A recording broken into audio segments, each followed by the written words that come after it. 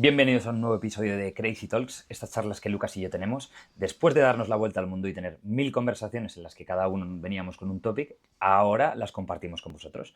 Hoy me toca a mí y no sé si estás ready, Lucas, pero vengo con un topic que yo creo que te va a gustar bastante, ¿vale? Te voy a poner un poco de Sorpréndeme. contexto, abrimos un poco la data y ya te vengo con el título de la charla. Durante la vuelta al mundo hemos hablado muchas veces, sobre todo con el auge de las criptos, de cómo habría sido poder retroceder en el tiempo y llegar a un punto en el que pudiéramos tomar una decisión que nos cambiara la vida ahora. Como el momento en el que salió Bitcoin, el haber comprado 1000 Bitcoins cuando no valían absolutamente nada. Y no solo lo hemos hablado nosotros, estoy seguro que tú, Lucas, lo has pensado 1000 veces. Joder, imagínate haber podido invertir en tal empresa cuando lanzó o haber entrado en tal startup en el momento en el que estaban creciendo y estaban naciendo, ¿no? ¿Eso te ha pasado alguna vez o te ha pasado muchas veces, ¿no? Sí, obvio. O sea, ¿a quién no le gustaría? Bueno, luego también, por ejemplo, hay empresas, tú no podrías haber invertido en Facebook o en OpenAI porque te tienen que dejar, ¿no? Pero sí que podrías, aparte de Bitcoin, podría haber invertido en Tesla antes de que se multiplicara por no sé cuánto, o Nvidia, o en DocuSign en el COVID, cuando todo el mundo empezó a firmar contratos, por ejemplo, ¿no? O sea, son cosas que a todo el mundo le encantaría volver en el tiempo y decir, oye, si metiese aquí 100, solo 100. Total. Lo que yo creo que pocas veces pensamos es el caso contrario. Es cuando la gente piensa en esas inversiones que intentaron hacer y que les salió mal, o incluso las que por decir que no, se han arrepentido el resto de su vida. Entonces, la charla de hoy se llama Los 5 errores más caros de la historia. Esos 5 momentos, esas 5 decisiones que empresas o individuos tomaron o no tomaron y que les salieron carísimos, pero caros, caros, caros, caros. Y además son empresas que te molan a ti un montón y que seguro que te va a molar conocerlos. Yo creo que Bueno, seguro hay que uno que va a ser el de Apple seguro. Él no sé cómo se llama, pero me cato 100%. Ese 100%. Es uno un puede pobre, pobre hombre. uno es el de Apple. De hecho, vamos a dejarlo para uno de los últimos. Vamos a empezar con uno un poquito más reciente, ¿vale? Voy a ponerte como siempre en contexto. Año 2000, la empresa más poderosa de entretenimiento del hogar se llama Blockbuster. Para las nuevas generaciones no lo conoceréis. Nosotros nos pilló justo en nuestros años cuando éramos muy pequeños todavía. Pero Blockbuster era una empresa inmensa, 6.000 millones de dólares de facturación anual. No existía otra manera de ver películas en casa que yendo al videoclub, comprándola y volviendo. Y Blockbuster era la empresa más grande. Tenía 9.000 tiendas por todo el mundo, no solo en Estados Unidos, y eran lo que se llamaba intocables. Cuando hacían informes de mercado en las grandes revistas de negocios del mundo, como El Economista y demás, hablaban de Blockbuster como algo que iba a perdurar toda la vida, porque era un modelo de negocio que veían que era incapaz de reemplazarse. ¿Vale? Y entonces un Qué día les heavy llaman. eso. No sé, eso no lo sabía. Yo además, de pequeño, era fanático del videoclub, porque yo tenía un videoclub abajo de mi casa. No era Blockbuster, pero tenía un videoclub y me encantaba cómo sacaba los discos y tal. Y era fanático. O sea, yo no sé qué hubiese hecho si hubiese habido Netflix en mi vida.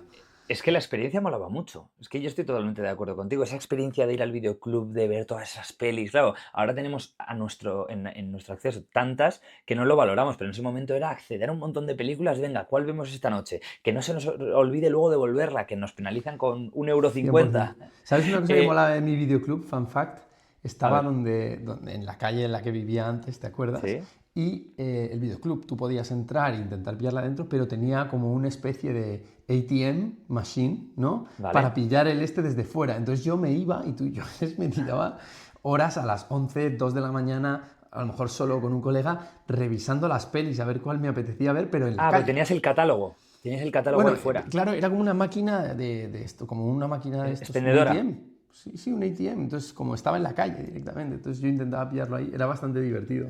Ah, qué guapo. Pues eso, pues o sea, queda claro que los dos tenemos esa experiencia del videoclub muy cercana y en ese momento, que ahora a vista pasada no lo ves tan claro, pero o sea, lo ves clarísimo que se podía cambiar, pero en ese momento era inamovible. Entonces un día dos tíos llaman a la puerta, pum, pum, pum, pum, pum, pum, con una startup que se llama Netflix, ¿vale? Llevan meses intentando construir un modelo de negocio, pero está en bancarrota. En ese momento Netflix, en el año 2000, no era lo que conocemos ahora, como un portal de películas y series, y que también es productora, sino que era un servicio en el cual te llevaban a casa desde el videoclub las películas, o desde un almacén en el que ellos guardaban las películas, y tú tenías una web, tú veías y la pedías a casa. Era como servicio a domicilio de películas, ¿vale? Pero el DVD físico. Y entonces, claro, están ahí los dos fundadores, Mark Randolph y su socio, que cogen un avión a Dallas, se presentan en las oficinas de Blockbuster, el sueño de su vida, "Buah, vamos a hacer negocios con ellos", y les quieren vender el 49% de la empresa, o sea, casi la mitad, por 50 millones, ¿vale? En entrevistas posteriores, Mark Randolph ha contado que la sensación que tenía en esa sala era de que todos los accionistas y Board of Advisors de Blockbuster, mientras les escuchaban, se tapaban la boca para no reírse de ellos. Como esa sensación de decir, oye, creo que parece que como si nos están contando una milonga y quieren que les soltemos 50 millones. Total, que Blockbuster les dice que no, que la gente quería ir a la tienda, que querían vivir esa experiencia, que era la que estábamos contando nosotros ahora con morriña. Bueno, pues long story short, 10 años después, Netflix vale 13.000 millones de dólares, cuando en el año 2000 Blockbuster valía 6.000, o sea, más del doble. Blockbuster se declara en bancarrota ese año y hoy Netflix vale 400.000 millones de dólares. Blockbuster podría tener ¿Cómo? un 49%. Vale ¿Cómo que 400 400 mil. billion? Sí, sí, 400 billion. O sea, ¿Qué porque dices? porque es productora, porque es portal, porque han comprado un montón de cosas alrededor del mundo de la filmografía y del entretenimiento en casa. Blockbuster ahora mismo, a día de hoy, tiene Está en bancarrota. unas sí, bueno, ya no existe. Tiene una sola tienda, una de las 9.000 que tenía abiertas por el mundo, una en Oregón, que es como una atracción turística. En plan, como Sí, si es fuera la un mítica museo esta que abandonado. se negaban a cerrarla y tal, y es como atracción turística porque no... Había uno que se negaba a cerrarla y la tuvo que cerrar y esta la montaron para que pudieses ir a verla, ¿no? Algo así es. O sea, el no, probablemente de los más caros de la historia. Un no que valdría alrededor de 200.000 millones de dólares. Es muy heavy, pero también son Ya, 50 millones. 100%, pero una El de empresa que Apple, el pobre hombre de Apple, ahora luego vamos con el de Apple, pero el pobre tipo o sea, que facturan 6.000 millones, ¿eh? 6.000 millones de dólares de facturación anual y te están ofreciendo una empresa novedosa y demás por 50. Es irrisorio. Pero claro, es que ellos confiaban tanto, tanto, tanto, tanto en un modelo que venía funcionando en las últimas décadas, que era el que la gente experimentase la sensación de ir al videoclub y eligiese la película, que claro, no se pensaban que el auge de la tecnología, de las redes sociales, del que tú pedir desde tu casa absolutamente todo y tenerlo y no moverte. Y es que ahora, ¿quién no ha dicho alguna vez Netflix and chill? Que es, vamos, si a alguien le pones ahora mismo sobre la mesa, oye, vete a un videoclub y elige una de las 1.000 pelis que hay ahí, o desde tu sofá elige la peli que quieras y te la pones instantáneamente, no hay nadie que se fuera al videoclub. es que si lo piensas es absurdo.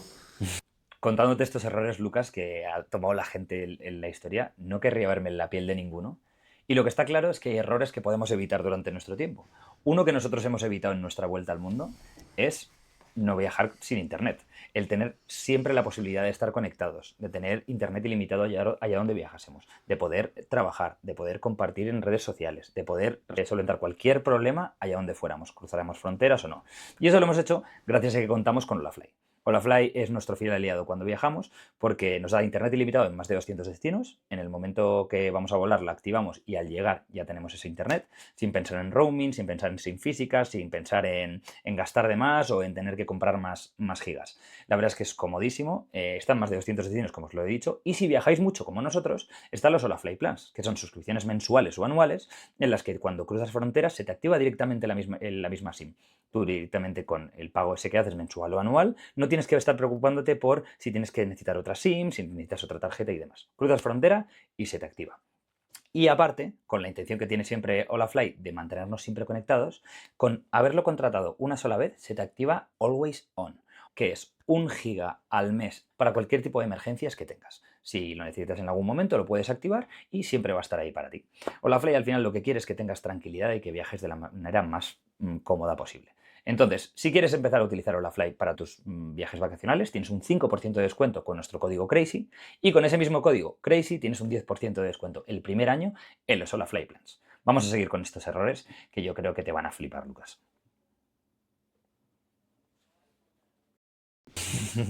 Hay una entrevista de Bill Gates en la televisión cuando está ¿Vale? lanzando el ordenador que dice, que le preguntan tal, pero ¿y qué puedes hacer con este ordenador? Y dice, bueno, yo creo que todo el mundo va a tener un ordenador en el futuro y básicamente vas a poder hacer cosas como, por ejemplo, ver el béisbol. Dice, pero ¿para qué querría ver el béisbol yo en el ordenador cuando lo puedo ver en la tele? Y todo el mundo se empieza a reír en la entrevista en directo y dice, bueno, yo creo que la gente va a poder hacer cosas muy increíbles con esto y tal. Es muy heavy como esos genios, ¿no? Que ven un poco en el futuro, los Steve Jobs de turno. Yo soy más fan de Steve Jobs que de Bill Gates, pero son capaces de ver cosas que los otros es que ni siquiera se imaginan, ¿no? O sea, ellos ya están viendo el modelo de negocio, la transición, bla, bla, bla, bla, y los de Blockbuster están en plan, pero qué fumada me estás contando. 100%. 100%, 100%. Al final, estas historias es muy fácil contarlas y reírnos a toro pasado, pero en ese momento sería obvio. Probablemente a lo mejor nosotros, si tuviéramos esta edad y estamos en ese board of advisors de Blockbuster, también nos habríamos reído. ¿Sabes? Bueno, mismamente nosotros cuando decíamos que nos íbamos a dar la vuelta al mundo es lo mismo, en una escala un poco diferente, pero vamos, para nosotros era imposible y lo contábamos y mucha gente se reía de nosotros y era como, bueno, pues ya verás, lo vamos a dar todo y aquí estamos. 100%. Venga, vamos con la segunda historia, ¿vale? Esta historia se remonta un poquito más atrás, ¿vale? Vamos a ponernos en vez de en el año 2000, en el 1975, ¿vale? Y vamos a hablar de un mercado que a ti te mola mucho, que es el mercado de las cámaras de fotos, ¿vale? Y yo creo que esta es la historia más irónica de todas, ¿vale? Empresa Kodak. Kodak en ese momento es la más grande, la empresa por antonomasia, la empresa de fotografía más importante. Controlaban el 85% de la venta de cámaras y el 90% de la venta de carretes, porque ahí todo era analógico. O sea, eran enormes. Todo el mundo quería tener una Kodak en ese momento. Nuestros padres, cuando pensaban en cámaras, no pensaban en Sony, no pensaban en Canon, pensaban en Kodak. Vale, pues un ingeniero que estaba ahí, uno de los mejores ingenieros que tenía Kodak en Estados Unidos, se llamaba Steve Sasson. Pues Steve Sasson, por gusto y por creatividad y porque era un genio, en sus ratos libres se pone en el laboratorio a hacer prototipos de nuevas cámaras y saca un prototipo de lo que llamaríamos la primera cámara digital de la historia. Porque tomaba fotos sin carrete, no necesitabas una película para que se imprimiera la foto y no necesitabas químicos para luego revelarlas. Era una locura. Y el tío flipa y dice, ostras, la que acabo de montar. El prototipo era como si fuera un microondas, o sea, era un tocho bastante gordo y tardaba, creo que eran unos 23 minutos en guardar la foto que habías hecho. ¿Vale? Pero el tío súper orgulloso dice, bueno, esto es un prototipo, si esto lo he conseguido hacer yo solo, lo que podemos hacer con Kodak. Va, consigue una reunión con el Board of Advisors, con el CEO y demás, se la presenta así, su tostadora, ¡pum! Y además la foto que hace solo tiene 10.000 píxeles, o sea, una basura comparado con lo que ya se podía hacer revelando analógicamente. Pero claro, funciona. Y el tío dice, pensar en las posibilidades. Todo el Board of Advisors se queda así, hablan entre ellos y el tío le dicen, muy bonito, pero no se lo cuentes a nadie. Y el tío se queda en plan, ¿cómo que no se lo cuenta a nadie? Y dicen en plan, entiérrala, o sea, entiérrala, precioso y tal. Claro, en ese momento Kodak dependía o sea, el 90% de los carretes del mundo, aunque fueran de otras marcas de fotografía, los vendían ellos. Y entonces, esto decían, si esto se desarrolla, perdemos todo el mercado. Y en vez de apostar por ser ellos pioneros, lo guardan. ¿Qué pasa? Que coetáneamente otras empresas empiezan a sacar sus prototipos y fabrican cámaras digitales. ¿Qué pasó con el mercado de carretes? Que se hundió exactamente como sabía Kodak como temía Kodak que iba a pasar. Y claro, en ese momento, que pasaron unos 5, 6, 7 años, a Kodak no le da tiempo a ponerse a la última, a desarrollar ese prototipo que tenían guardado con la tostadora de la cámara nueva digital y no les da tiempo a subirse a la ola de la revolución digital. ¿Qué pasa en Tremendo. 2012? Que Kodak declara bancarrota, que la empresa que había inventado, porque la empresa había inventado la cámara digital, de hecho había patentado esa forma de cámara digital, pero bueno, luego no se utilizó para las otras. Pero vamos, ellos habían hecho el primer prototipo de cámara digital y murieron por no desarrollarlo. por miedo a que luego el resto de sus productos quedaran obsoletos. ¿Qué Y ahora, pasó? bueno, Quedaron ahora obsoletos. venden cámaras desechables. No sé si Kodak o qué versión de Kodak o tal, pero la que nos llevamos a la vuelta al mundo era de esas desechables, ¿no? Pero desde luego el poder y el protagonismo que tenían en el mercado de la fotografía Ya no no lo es tienen. comparable, no es comparable con lo que tienen ahora. Canon, Y Sony ni Nikon, ¿no? vamos, ¿cuándo hemos hablado tú y yo de Kodak? Pues tío, el otro día vi una cámara ¿Vale? que es una microcámara que me la voy a comprar y te la voy a enseñar. Porque no me la ¿Vale? pude comprar, la tienda estaba cerrada, pero está muy guapa. Es como una microcámara analógica que mola muchísimo. ¿Y revela al instante o es rollo como una No lo Polaroid sé, o...? pero la busqué en un sitio y lo que pasa es ¿Vale? que no la podía comprar en Amazon y la he visto en una tienda y la voy a comprar cuando vuelva a Madrid. Ya te la Pero, enseñaré. ¿y es desechable o se mantiene? Tendrás que descubrirlo como yo. Ah, vale, vale, vale, vale. Mysterious. Venga, vamos con el tercer error más caro de la historia. Y vamos a irnos un poquito más lejos de la Tierra, como hicimos el otro día, y vámonos a hablar del espacio, ¿vale?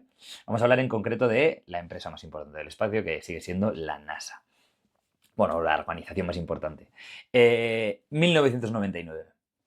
Llevamos 30 años de que ya hemos llegado al espacio, hemos llegado a la Luna, la NASA sigue desarrollando y objetivo, mandar una sonda espacial llamada Mars Climate Orbiter, que, como dice el nombre, lo que proponía era llegar hasta Marte, orbitar alrededor de Marte 2 veces, coger datos y volver. O sea, una sonda súper, súper, súper pequeñita, no más grande que esa tostadora de la que hablábamos antes, pero claro, era llegar hasta Marte, ya se hablaba de esos viajes marcianos, del poder en algún momento conquistar Marte y vivir allí. El viaje iba a durar 10 meses. Se pasan durante 4 años construyendo la sonda, organizando todos los cálculos, todas las mediciones, tal, y cuando ya está todo perfecto, venga, hemos invertido 327 millones de dólares, vamos a lanzarla. Despega, perfecto, los ingenieros están contentos, y cuando se está acercando a Marte, los ingenieros que están en Tierra están a punto de celebrarlo, ahí diciendo, bueno, ya está, solo tiene que orbitar, es una parte que no es tan complicada y vuelve. Y de repente la sonda desaparece. Pero desaparecen en todos los radares, en todas las sondas, no les llegan ya datos, no saben dónde está. Y dicen, ¿qué ha pasado? Empiezan ya con teorías conspiranoicas y demás, y de repente al tiempo se dan cuenta de que lo que habían tenido es el error de cálculo más caro de la historia. ¿Y qué pasaba? Que ellos utilizan el sistema métrico, metros, kilómetros, kilogramos y demás. Pero el software del fabricante que había construido la sonda, que se llama Lockheed Martin, es una empresa británica. ¿Y qué sistema utilizan ellos? El anglosajón. Pies, millas, libras, etc. ¿Qué pasa? Los dos equipos habían estado todos esos meses trabajando conjuntamente y recibiendo datos sin las unidades de medida. Entonces, en lo que le pasaban ellos 10 millones de millas, ellos ponían 10.000 kilómetros. Errores gigantescos. Bueno, es Total. absurdo. Entonces, ¿cuál fue el resultado? De la NASA, ¿eh? Una empresa, o sea, una organización que había llevado a los primeros hombres a la Luna. La empresa más puntera a nivel de tecnología del mundo. Pues que la sonda había entrado en la atmósfera de Marte y en vez de estar a unos cientos de kilómetros, había entrado a 57 kilómetros de altitud. ¿Y qué había pasado? Que se desintegró completamente al entrar en la atmósfera por la fricción con Marte. Destrozo Qué total, heavy. 327 millones a la basura, meses de trabajo destruida sin que nadie comprobara las unidades, o sea, un absurdo sin ¿Tú qué sentido. crees? ¿Qué crees que es? ¿Qué te deja peor sensación? ¿Vale? ¿Eso o lo de no invertir en Mark Randolph, por ejemplo, en Netflix? Esto, ¿Tú esto crees? mucho más, mucho más. Tú, no sé yo, ¿eh? El que Eh, podría haber sido el retorno de la inversión, creo que te puede llegar a corromper más que, joder, no salió, ¿no? O sea, O sea, pero es el que esto no es retorno que no. individual es más grande en el otro. En este es como mucho más colectivo, entonces se reparten los errores y es como, pues bueno, ¿no? A mí es que me pesa mucho más la responsabilidad colectiva que la responsabilidad individual. La sensación de decir, joder, ahora sería súper millonario, me dolería infinito el tenerlo ahí y tal, pero la responsabilidad colectiva de decir, oye, tío, soy el ingeniero jefe de esta expedición, soy el encargado de que esto funcione. ¿Cómo podemos no haber comprobado las unidades? O sea, que utilizamos Tu cada uno. Es que reputación se daña mucho más en la segunda que en la primera, eso seguro. Pero 100%. individualmente, si las analizas de forma aislada, yo creo que te putea más la de Netflix. Te carcome Puede más ser. en la cabeza. Lo que está Pero claro es que bueno, mientras te voy contando estas, pienso, joder, todas estas serían unas grandes películas, ¿eh? no, Serían no, no, unas tremendo. historias De muy hecho, buenas de pelis. justo mi cámara está fallando hoy y ya veremos cómo lo arreglamos. Pero cuando has dicho lo de las unidades métricas se me ha abierto la boca en plan, ostras, no me lo puedo creer. Qué cagada. Qué Venga, cagada. Sigue, sigue. vamos con la cuarta, ¿vale? Seguimos con tecnología, seguimos con computing science, seguimos con esos temas que a ti te molan tanto como ingeniero de teleco y vamos a hablar de los grandes buscadores de Internet. Vamos a hablar de Yahoo y de Google, ¿vale? Y vamos a irnos a un lugar que a ti te gusta mucho que se llama Yahoo. Yahoo. Vamos a irnos a un lugar que a ti te gusta mucho que se llama San Francisco. Concretamente nos vamos a ir a la Universidad de Stanford, ¿vale? 1998. Están Joder, todo tiene que ver Ser- con nosotros en este top. literal. Sergey Brin y Larry Page, ahí, dándose paseos por la universidad y demás. Son estudiantes de doctorado en Stanford y crean un buscador que se dan cuenta, no para ninguno de sus trabajos, sino ninguno de sus doctorados, sino en sus spare time, y se dan cuenta que funciona muchísimo mejor que cualquier buscador que hay en ese momento, ¿vale?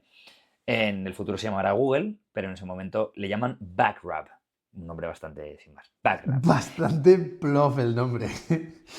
Y van los tíos, hablan en Yahoo y le dicen, os lo vendemos por 1 millón. La gente no entiende nada. O sea, aunque no sea algo muy desarrollado, 1 millón, en plan entero, el 100%. ¿Por qué quieren venderlo? Porque ellos lo que quieren es volver a sus doctorados. Son unos tíos muy frikis y muy apasionados por sus investigaciones y dicen, oye, queremos vender esto, está fenomenal, pero estamos hartos de la startup, de emprender, queremos acabar ya con esto, empezar con, o sea, seguir con nuestra tesis, poder presentarla y con $1 millón les parece suficiente. Joder, pues sí que estaban hartos de emprender, ¿eh? Estaban hartos. Y claro, Yahoo lo rechaza. Dice, el buscador no nos interesa. Esto lo podemos replicar nosotros y demás.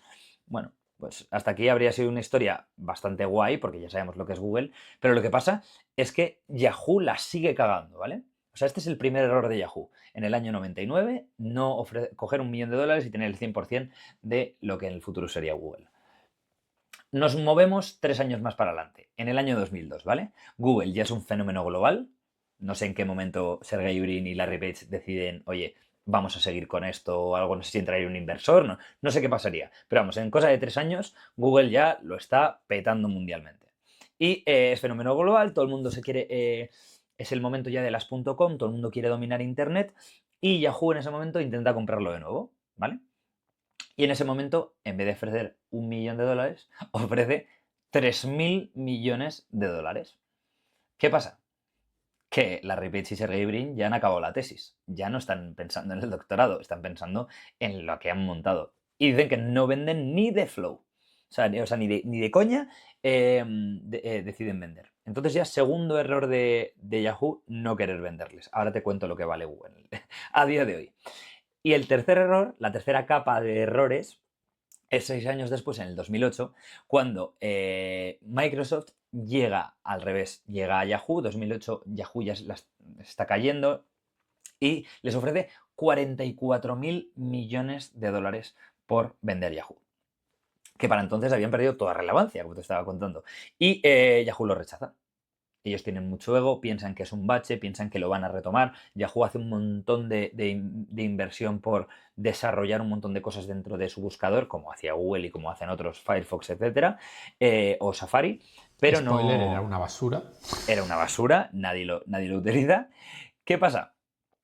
Pues que llegamos a casi día de hoy. En 2017, hace menos de 10 años, Yahoo es comprada por una empresa que se llama Verizon, por, en vez de 44.000 que les había ofrecido Microsoft, 4.800 millones de dólares. Un 10% de lo que les habían Ojo, ofrecido. 4.000. 4.000 millones, no está nada mal. Pero claro, piensa en lo que podrían haber sido.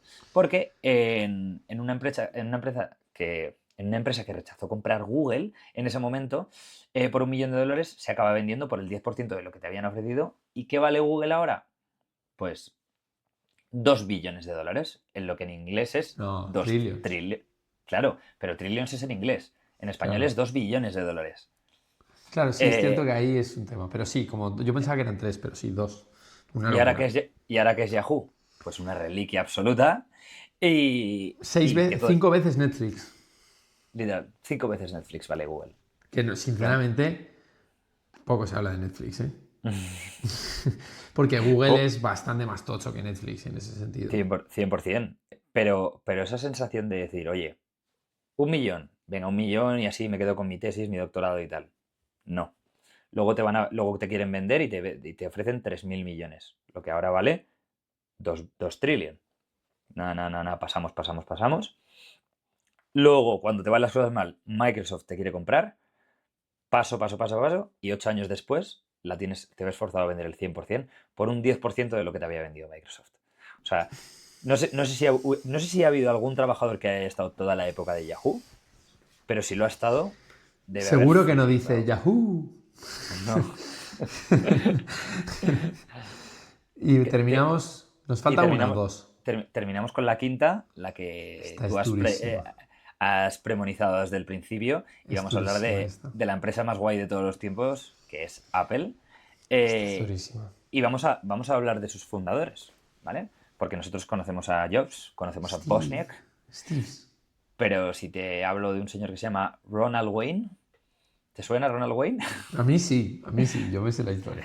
Pero estoy seguro de que quien nos está escuchando no tiene ni idea de qué es Ronald Wayne, porque yo ni conocía a Ronald A Wayne. ver, también te digo, tú vienes un día, un martes por la tarde de curry y me dices, ¿tú te catas de Ronald Wayne? Y te digo, ni idea.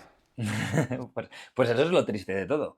Ronald Wayne es uno de los cofundadores de Apple, ¿vale? En el momento en el que se firman los primeros papeles como sociedad, de hecho lo redacta él. El primer contrato de sociedad de Apple lo redacta Ronald Wayne y él dibuja el primer logo de la empresa. El primer logo de Apple lo hace Ronald Wayne. Firma los documentos, tal, y se ponen con ello. Y a él le toca un 10% de la empresa, ¿vale? Es lo que apalabran. ¿Qué pasa? Él tiene 41 años. Él tiene casa, hijos, hipoteca, inversiones. 12 días después de firmar el contrato, entra en pánico. Se agobia y dice, bueno, ¿dónde me he metido y tal? Porque claro, Jobs y Wozniak eran estudiantes, eran jóvenes, no tenían activos, no tenían, por decir, nada que perder. Estaban ahí en el sótano, en el garaje de la casa de Jobs, construyendo placas y soldándolas. Pero claro, Wayne sí que tenía bienes propios, como te he dicho, y si la empresa quebraba, como cofundador, le van a embargar todo lo que ha metido. Se agobia. Apple en ese momento no era ni por asomo lo que es ahora, ni lo que era 5 o 2 años después, pero en ese momento era una empresa que ensamblaba ordenadores, que en ese momento, como hablabas tú antes, ¿qué son ordenadores? ¿Para qué sirve esto? Es solo para programadores, no para el público en general. Y las probabilidades de que quebrase para él eran altísimas. Él siempre lo ha dicho, no, en ese momento era, con lo que tenía sobre la mesa, era la opción correcta. ¿Qué pasa? Vende ese 10% por $800. $800. Se la vende a Jobs y a Wozniak y ya está. Firma los papeles, cobra y se pira. Hoy, O sea, y es Apple, que os dije que era tremenda esta. Esta es ho- tremenda, esta es... hoy Apple Uf, vale durísima. 3 trillion, 3 billones españoles de dólares. ¿Qué significa eso? Que si tuviera todavía ese 10%, este hombre tendría 300.000 millones. Tendría 3 billones de dólares en sus activos, en su cuenta, en su banco, en sus acciones. Y dices, ¿qué ha pasado con este tío? ¿Este tío se moriría? ¿Este tío tal? Pues no, Ronald Wayne sigue vivo, tiene creo que unos más de 80 años, vive en una casa modesta en Nevada y colecciona sellos. Pero han conseguido entrevistarle varias veces y el tío dice que no, o sea, de alguna manera que no se arrepiente. Porque si piensa en ese momento con la información que tenía, en ese momento, en esa no aversión al riesgo, pero ese riesgo calculado, no le compensaba. A una persona como Steve Jobs con 20 y pocos años, claro que le compensaba, aparte de lo visionario que es y Bosniak y demás, pero pensemos más en Bosniak. A Bosniak le compensaba, ¿qué tenía que perder? Era ingeniero informático, estaba metido en ese mundillo y era lo que quería hacer, construir cosas. ¿No salía? Pues bueno, pero lo habría intentado. Pero este tío, claro, con 41 años, hijos, hipoteca, casa y bienes, no se la puede jugar. Y bueno, es que al Sigue final... siendo durísimo. Pero O tú... sea, la realidad es que puede vender el speech que quiera, pero no deja de ser durísimo. O sea, la- sobre el papel, luego él lo puede tener muy gestionado y tal, pero es durísimo. Pero nosotros que siempre intentamos hablar de la lógica y de intentar hacer las cosas con cabeza, eh, claro, tú te pones en esa situación y ¿qué haces? Cada uno Hablamos toma también... las mejores decisiones que puede tomar con la información que tiene en ese momento. Lamentarse de qué es lo que hiciste en el otro momento es, a lo mejor puedes lamentar el no haberle dedicado suficiente tiempo, ¿no?, a tomar cierta decisión porque no pensabas que era una prioridad, pero aún así no tenías la información de que eso era una prioridad. Entonces, no te puedes lamentar por algo que has hecho en el pasado, pero es cierto que lo que tienes que vivir es con mucha conciencia. Tú no puedes saber que Steve Jobs y Steve Wozniak van a montar la compañía más relevante de la historia de la humanidad, Obvio. pero te toca asumirlo, eso es 100%. seguro. Entonces, Es durísimo, no hay por dónde cogerlo. es que yo creo que las cinco son durísimas. Y esa es la última pregunta que te quería hacer, ¿vale? Hemos hablado de Blockbuster, hemos hablado de Yahoo, hemos hablado de Kodak, hemos hablado de la NASA y hemos hablado de Ronald Wayne. Imagínate que todos son individuos, ¿vale? Y que te toca ser uno. ¿Cuál preferirías ser de los cinco y cuál pondrías el último? En plan, no Yo quiero no ser. querría ser Wayne. Ronald Wayne. O sea, Vale. querría ser Bruce Wayne, pero no Ronald Wayne. Yo también. Bruno Eh, Díaz. Bruno Díaz. Y a ver, recuérdame las 5, porfa. Blockbuster, con el caso Netflix. Yahoo, con todos los casos que te he contado de Google y de Microsoft. La NASA. Y la segunda que te he hablado era de Kodak, de las cámaras. Son todas durísimas. A O mí me sea, dolería mucho ser Kodak, ¿eh? Muchísimo, porque tenía son el todas invento. durísimas. Eh, pero serías el del board of advisors, no el tío que ha Sí, diseñado la cámara. Claro, o serías sea, el board. O estás en sea, el el que lado toma. malo. Claro, tú eres el error. Vas a cometer un error de estos cinco. ¿Cuál es el que menos te importa cometer? Yo creo que Yahoo, Me lo puedo pero comprar. con pinzas. Porque Yahoo sigue pillando dentro de lo que cabe, ¿no? Yahoo sigue pillando cada vez menos. Yo por ejemplo, Sigue elegiría el de pillando la NASA. 4.800 millones, es una pasta. O sea, me refiero. Sigue pillando, pero claro, eso es en accionistas y demás. O sea, a Pero saber una cosa es a nivel de que sigue pillando genial sobre el balance sheet, ¿no? Sobre en el papel es el que menos pierde probablemente, porque lo de la NASA es una tremenda cagada. O sea, me refiero, a lo mejor no son tantos millones, pero reputacionalmente el proyecto y tal. Es cierto que también es un proyecto con mucho riesgo y puede pasar, pero se mandaron una cagada tremenda. El de Netflix y el de Kodak son bastante tochos porque no acaban pillando nada, o sea, y el de Blockbuster acaban muriendo. Es como muy, como no querer abrazar el futuro. Es como si ahora mismo tú coges y te vas a vivir a una cabaña y no utilizas inteligencia artificial. Cuando sabes perfectamente que el mundo de la inteligencia artificial lo va a petar. Tampoco te digo que seas el loco que no sale de su casa, pero que es obvio que va a pasar. O sea, es obvio. Entonces, es como si miraras a otro lado. Eh, yo creo que Yahoo, dentro de lo que cabe, puede comprar la empresa de Google por 1 millón. Hubiese sido tremendo deal, pero no lo vio y luego tampoco le acaba pasando tanta factura en comparación con los demás. Pero bueno, así por diseccionarla un poco, ¿eh? 100%.